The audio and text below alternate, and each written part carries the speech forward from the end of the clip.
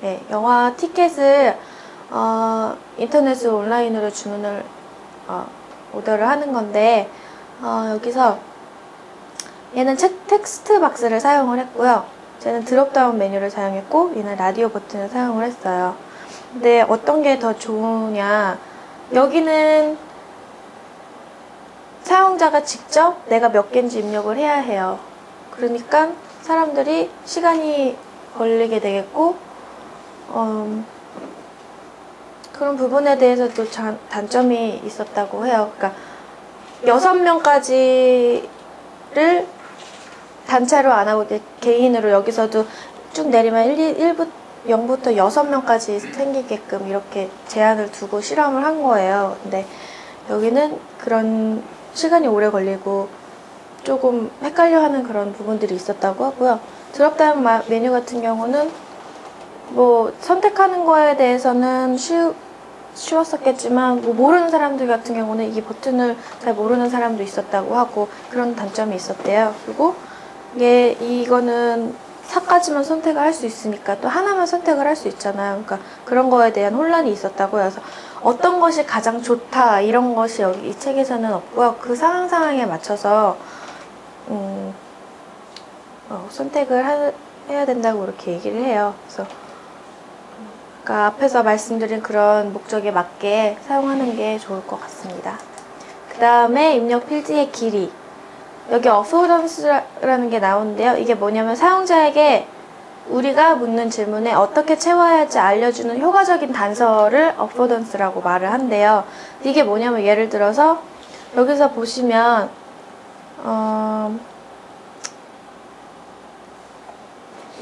여기 있는 것 같은 경우는 뭐 여기 보면 이렇게 전화번호 넣는 칸이 있어요. 그러면은 이게 이렇게 쭉 얘하고 똑같은 길이로 입력 필드가 되어 있었다면 사용자가 헷갈려 할 수가 있대요. 그래서 이렇게 잘라주고 대시를 하나씩 넣어줌으로써 한 번에 여기는 뭐 지역번호, 여기는 앞에 번호, 뒷번호를 누르는 거구나 라는 거를 쉽게 알 수 있잖아요. 그래서 이런 단서들을 제공하는 거라고 얘기를 해요. 예를 들어서 집코드 같은 경우도 우편번호를 이렇게 길게 써놨다면은 내가 미국에는 한 5자리 정도거든요. 집코드가 짧은 번호인데 길으면은 5자리 써놓고도 내가 뭐 실수했나 뭐 이렇게 생각할 수도 있대요. 그러니까 그래서 이렇게 딱 5자리에 맞는 그런 칸을 만들어줘서 헷갈리지 않도록 하고 있고요. 이 셀렉트 같은 경우도 딱 보면은 길이가 딱 적당하다고 해요. 이렇게. 그래서 이런 것들을 단서를 제공해주는 게 어포던스예요. 여기 같은 경우는 여기가 메이시스 백화점의 그 레지스터 하는 폼인데요. 책에서는 이 부분이 다 똑같이 나와 있었는데 어느 순간 이제 고쳤나 봐요, 조금씩. 그래서 집코드 같은 경우는 좀 달라져 있는데 다 이게 입력 필드가 똑같은 길이었어요. 이렇게 똑같은 길이라면 사람들이 굉장히 헷갈려 한다는 거죠. 그래서 항상 이렇게 좀 맞춰주는 거죠. 이거는 이베이 레지스터 폼이거든요. 이렇게 사용을 해주래요. 그래서 예를 들어서 더 발전해서 할 수 있는 거는 여기다가 뭐 XXX, XXX, XXXX 이렇게 써주는 것도 좀 효과적인 방법이 있을 것 같아요. 그리고 이렇게 사용을 하다가 사람들이 헷갈려 할 것 같은 경우는 이제 어포던스 옆에 도움말 같은 경우 넣어주라고 하거든요. 그런 설명이 분명히 필요하다고. 그리고 여기서 보면 다음 한번 볼게요. 필수 입력 필드가 나오거든요. 이 필수 입력 필드는 뭐냐면 다들 보셨을 거예요. 이렇게 별표가 있는 것들을 말해요.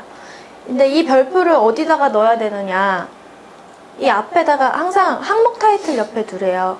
입력 필드 요 옆에 두거나 이 옆에 두면은 사람들이 인식하거나 하기에 혼란스러워질 수 있대요. 그래서 여기 항목 타이틀 근처에 앞이든 뒤든 이렇게 두라고 하거든요. 근데 아마 왼쪽에서 오른쪽으로 그렇게 읽는 그런 습관들이 많이 있기 때문에 앞에 두는 것이 가장 적합할 것 같아요. 근데 여기 같은 경우는 지금 필수 입력이 거의 전부 다예요. 이런 경우 같은 경우는 전부 다니까 오히려 선택 선택인 부분에만 표시를 해주는 게 좋다고 하거든요.